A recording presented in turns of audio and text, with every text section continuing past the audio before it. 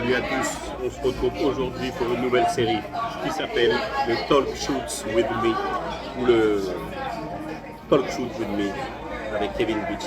Donc le but c'est de se retrouver dans un restaurant tout simplement. On se retrouve tous ensemble. Donc aujourd'hui on se retrouve à l'avenue pour mon compte rendu de ma compétition. Donc que j'ai gagné bien sûr à Toronto. Première place et à ça de la carte pro. Donc on va se battre pour l'avoir, on va essayer de l'avoir le plus vite possible. D'accord? C'est pas que je suis pressé, c'est que j'ai envie de l'avoir, j'ai envie de me battre contre des professionnels, j'ai envie d'atteindre un certain niveau. C'est normal pour tout le monde, je pense. Donc, très simple, ma compétition s'est extrêmement bien passée. Donc on a eu le pit week, j'ai fait mon pit week à Toronto, donc directement toute la semaine à Toronto. Donc on n'a pas eu vraiment de grosses galères ou quoi que ce soit avec Laura. Donc on est parti, on a eu notre Airbnb, on a suivi le protocole que le coach a donné. Ça s'est extrêmement bien passé. C'était une prépa un peu particulière par rapport à moi. Pourquoi? Tout simplement parce que d'habitude, on a l'habitude de vraiment cutter jusqu'au bout. On cut, jusqu'à perdre vraiment jusqu'à 15-20 kilos pratiquement sur mes cuts. Vraiment être le plus physiquement possible, le plus arraché possible. Mais le truc, c'est que c'est la première fois de ma vie que ça m'arrive. Et en fait, on est resté sous 90 kg. On est resté 89, 88 pendant toute la prépa. 89, 88, 89, 88. Et à chaque fois, on augmentait le cardio pour ne pas diminuer la diète. Donc en augmentant la dépense calorique, mon poids restait vraiment toujours 88, 89, 87, etc. etc. Donc c'était très bien. Donc moi, j'étais un peu dans le truc où je me disais, attends, la dernière compétition, j'étais à 77. Est-ce qu'il veut me faire ça à les dernières semaines pour éviter que je sois trop fatigué ou quoi que ce soit? Non, il voulait vraiment que je sois en catégorie au-dessus. Donc on a travaillé sur ça.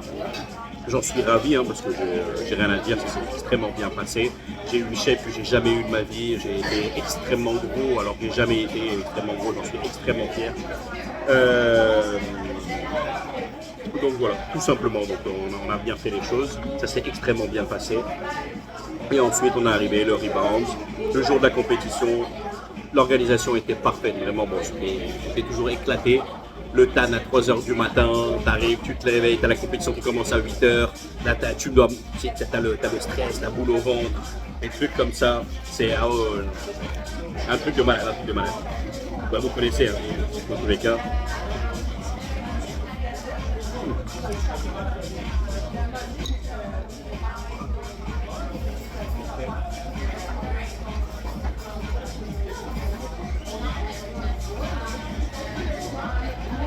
Donc, ça s'est extrêmement bien passé. Donc on arrive, première compétition, je fais mon passage, on me place directement au milieu, les autres ils tournent autour, etc. Et ensuite, je fais ma truc, on descend de scène. Et le truc c'est que d'habitude, c'est les femmes qui commencent, les hommes qui commencent et les femmes terminent. Et ensuite, l'après-midi, bien sûr, la finale, c'est les hommes qui recommencent et les femmes qui terminent. Mais cette fois-ci, c'était les femmes qui commençaient, les hommes qui terminaient. Le bodybuilding en dernier. Et je suis passé à 9h du matin. J'ai dû repasser à 21h ou 22h du soir. J'étais éclaté complet le soir. J'étais là, sur scène. J'étais mort. Bref, mais c'est super bien, c'était super cool. L'organisation était parfaite, les juges étaient parfaits, tout était parfait.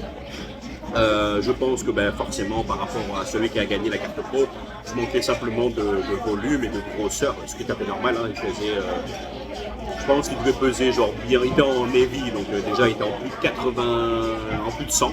Parce que moi c'est en dessous de 90, donc lui il était en plus de 90, donc au moins dans la catégorie en fait tout well, tout simplement, donc vraiment 96, 95, je pense que c'est un truc comme ça il devait être. En tout cas, physique magnifique, bref, c'était un très très beau combat, la finale était magnifique, j'étais vraiment content. Donc voilà, tout simplement, rien d'autre de particulier. Donc,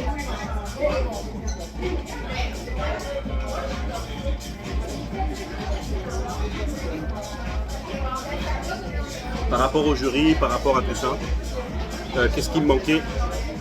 Donc il manquait un peu de bras. Il va me manquer un peu de bras, pas de triceps, mais un peu plus de biceps. Donc ça c'est normal, je le savais déjà. Et après il va me manquer également un peu de dos.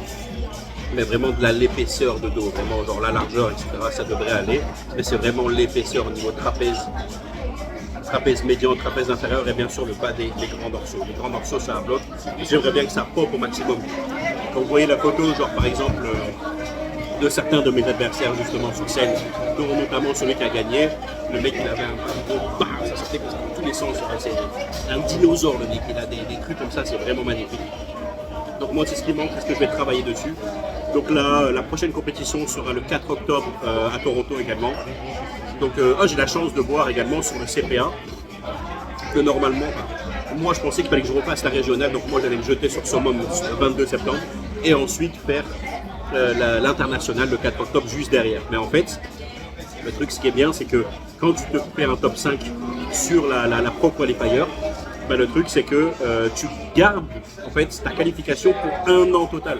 Ce qui fait que je peux participer à des internationales pendant encore un an. Donc là je vais faire le 4 octobre et s'il y en a d'autres d'ici dans l'année, ben, je ferai les autres également.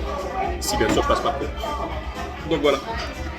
Donc c'est tout simplement ça. Ensuite, qu'est-ce qu'on a pu voir?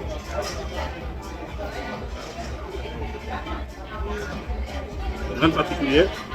Je vais vous présenter ce que je mange. C'est le but du podcast.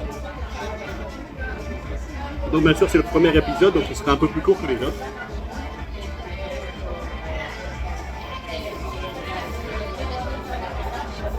C'est le but de mettre en place la vidéo, de mettre en place en fait ce système-là, pour voir si ça vous plaît, pour voir si je dois changer, bref.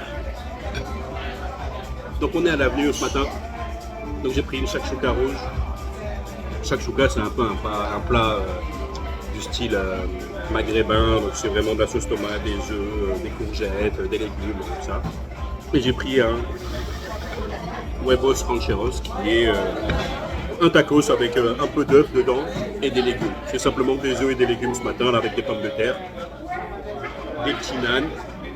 Donc voilà, après je verrai pour le dessert sûrement après là, mais en tout cas aujourd'hui je vais me balader, donc je vais sûrement filmer, dire des choses. Donc le but étant là, de vraiment mettre en place ce nouveau système entre guillemets de vidéo. Donc ouais, je parle à bouche pleine, il y a quoi dans les commentaires. Mettez-moi des thématiques si vous voulez que j'en parle avec vous, etc. etc. Il n'y a vraiment aucun problème. Donc on pourra bien sûr le changer pour plein d'autres thèmes. Bien sûr, on pourra faire des lives, on pourra parler avec d'autres gens, le faire avec d'autres personnes. Il y a plein de trucs, ça ne s'arrête pas, d'accord? Les idées sont illimitées. Pas mon estomac, mais les idées sont limitées.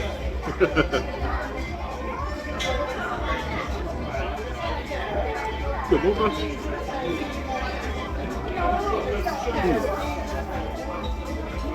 Sans faire les compètes. Ça fait vraiment du bien. Bon. On va venir au sujet. Comment moi j'organise en fait un post-compétition. C'est plus dans le sujet, mais là c'est un autre truc, c'est parce que je vais manger ça, donc je vais vous expliquer un peu. Le post-compétition, le soir même, si je finis pas trop tard, je vais manger généralement une grosse source de protéines. Pourquoi? Parce que toute la journée, pendant 2 jours, je n'ai pas mangé de protéines, parce que c'était un carb-up et on a très peu de protéines dans un carb-up, pour éviter justement de ralentir la digestion, l'assimilation des glucides. Donc du coup, à bloc, des carbs, très peu de lipides, très peu de protéines. Donc quand je rentre à la maison, j'ai envie de manger une grosse source de protéines. Donc généralement, c'est soit je vais faire des sushis, avec beaucoup de sashimi, soit je vais faire une grosse entrecôte de bœuf, etc. Mais des trucs plutôt classiques. Ou burger, si vraiment genre je finis trop tard et qu'il n'y a que ça autour de moi, burger, tant pis, je prends burger. Tant pis, on dirait que c'est un truc de fou, genre moi je suis triste limite. Non, mais c'est en gros, c'est ça. Et ensuite, le lendemain, bien sûr, j'ai carte blanche du coach. Hein. Le lendemain, je mange ce que je veux tranquillement. Je profite un peu, bien sûr. Je fais attention à ma digestion, c'est le plus important. Il ne faut pas que je fuck up ma digestion parce que sinon je vais faire plein de rétention d'eau. Moi, je suis quelqu'un qui fait beaucoup de rétention d'eau post-compétition. Je vais faire beaucoup de rétention d'eau, je vais me sentir bien, etc. Donc, faire les choses intelligemment, c'est ce qui est le plus important. Donc, j'écoute mon estomac, j'écoute tout ça. Et ensuite, au fur et à mesure de la semaine, je me remets dans le reverse diet. Et je fais attention à ce que je mange. Et je me fais des petits cheats de temps en temps pour vraiment, genre, oublier toutes mes cravings, oublier tout ce que je voulais manger pendant ma prépa, etc., etc. Donc ça, je pense que vous le connaissez déjà, vous le savez déjà. Tous ceux qui font de la compétition, vous ressentez ce sentiment-là, là que vous voulez, combler à tout prix. Et pour les autres qui n'ont jamais fait de compétition, donc c'est vraiment des vidéos vraiment pour les gens qui font de la compétition et des gens qui n'en font pas du tout, pour vous montrer un peu le domaine du bodybuilding que les gens ne montrent pas forcément ou quoi que ce soit. Donc en gros, c'est ça. C'est le but, c'est de... en fait, vous mangez rien, entre guillemets, ou du moins... vous mangez des quantités tellement restreintes que vous avez toujours faim constamment. Et c'est embêtant, c'est chiant. Donc ce qui fait que quand vous pouvez profiter d'un coup de manger, etc., ça libère. C'est comme si c'était une libération. Donc voilà. Parce que c'est une restriction pendant 20 semaines. 20 semaines, tu ne manges que de la salade, du poulet pendant 20 semaines. Rien d'autre. Entre guillemets, bien sûr, on m'a compris. Donc voilà. C'est vraiment ça. Là, c'est vraiment de la libération quand tu peux manger ce que tu veux, tu remanges. Dès que tu commences à ressentir tes articulations correctement, dès que tu ressens le pump, tu ressens la contraction de tes muscles, etc. Parce que pour une prépa, vous perdez tout ça, vous perdez la contraction, vous perdez le feeling de vos muscles, vous perdez vraiment la tonicité un peu. Tu sais, vous vous tenez de plus en plus comme ça. Vous traînez des pieds, vous êtes fatigué, etc. Et là, c'est genre, tu reviens tout droit, tu te sens mieux. Ça carbe, bam, t'as des veines qui arrivent, tu vois ce que je veux dire, voilà, tu te sens vraiment bien. Donc voilà, tout simplement, messieurs dames. Donc c'est comme ça que je gère mon post-compétition. Je fais des trucs petit à petit. Et je sais pas de faire de la merde, je sais pas de genre me dire ah vas-y je vais me faire un 10 000 calories challenge, je vais manger n'importe quoi, je vais faire ça, etc. Vous pouvez le faire, grand bien vous faire, c'est pas de problème. Mais malheureusement, si ça vous nique l'estomac, ça vous nique le truc, etc., dans les jours à venir, vous n'allez pas réussir à manger votre reverse, vous n'allez pas réussir à manger vos calories. Ce qui fait que post-compétition, vous êtes tellement sensible à l'insuline, etc., que c'est là où il faut manger un maximum et de bons aliments pour pouvoir vraiment reprendre un maximum de masse musculaire et gagner de la masse musculaire.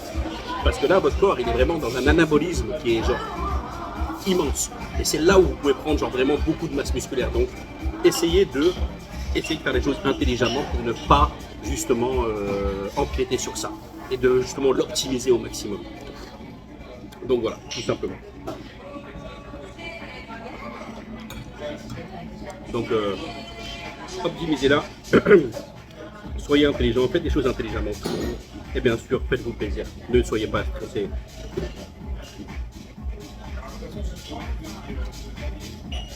Il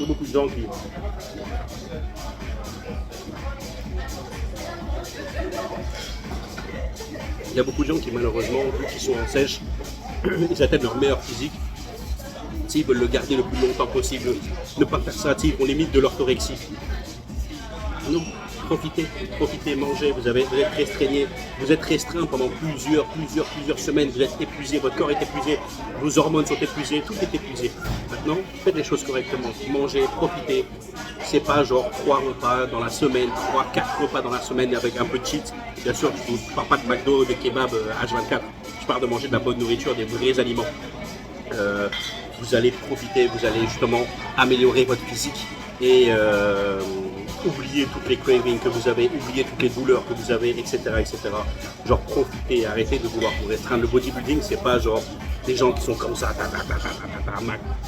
Noël, c'est du riz, du poulet, des fêtes, c'est ça. Non, ça sert à rien, ça c'est débile. Faites les choses pour vous, faites les choses pour vous faire plaisir, pour vous rendre heureux, etc. Regardez, moi je mange ça, je mange ci, je mange ça, après je retourne sur la diète. C'est bon, c'est bon. Genre mon physique va rester bon, tu vois ce que je veux dire. Et je vais l'optimiser parce que j'ai profité, mais parce que j'ai pas culpabilisé, j'ai pas créé d'hormones de stress pendant que je mangeais. Parce que je profite de ça, j'aime ce que je mange, j'aime ce que je fais. Vous voyez? Et c'est ça qu'il faut faire. Faites les choses pour vous, aimez ce que vous faites, adorez ce que vous faites et mangez. Comme n'importe quel bodybuilder pro vous le diront, n'importe quel bodybuilder pro que vous allez voir, profite de ce qu'ils mangent, profite de ce qu'ils font, profite de tout ça. Ils ne stressent pas quand ils vont manger, post-compétition, surtout pas quand il y a une restriction de 20 semaines là, juste avant.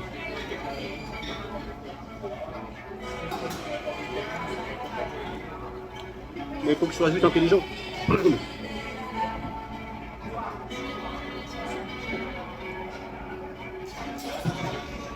faire les choses avec connaissance de cause, tout simplement. Profitez, faites-vous plaisir. Après, je vais sûrement manger des trucs un peu sucrés, des trucs comme ça. Est-ce que vous croyez que demain je prends du fat? Vous croyez qu'en une journée je prends du fat alors que pendant 20 semaines je me suis restreint et que j'ai perdu plus de genre 11 kilos? Non, je m'en fous.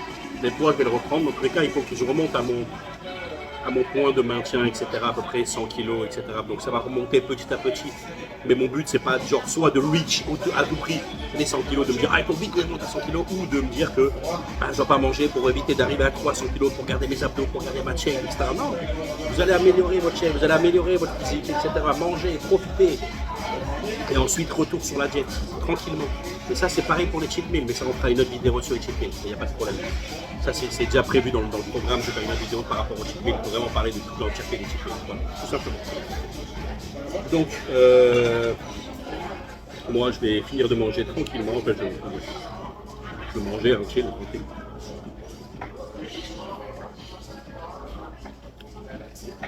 Et on se retrouve pour une autre vidéo.